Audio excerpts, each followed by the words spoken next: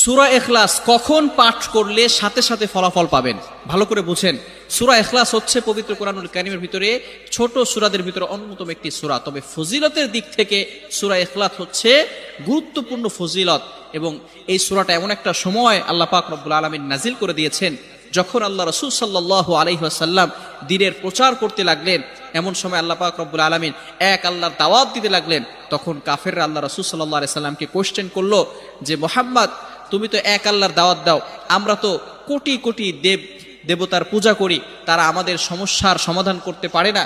তুমি যে আল্লাহর দাওয়াত দাও সেই আল্লাহ কয়জন এবং সেই আল্লাহর সন্তান আছে কিনা? সাথে সাথে আল্লাহ পাক রব্বুল আলামিন এই কাফেরদের প্রশ্নের উত্তরে আল্লাহ রাসূল সাল্লাল্লাহু আলাইহি সাল্লামের কাছে এই সূরাটি নাজিল করলেন, কুল হুয়াল্লাহু আহাদ আল্লাহুস সামাদ লাম ইয়ালিদ ওয়া লাম ইউলাদ ওয়া লাম ইয়াকুল লাহু কুফুয়ান আহাদ। আল্লাহ পাক রব্বুল আলামিন এক, অদ্বিতীয়, এবং আল্লাহ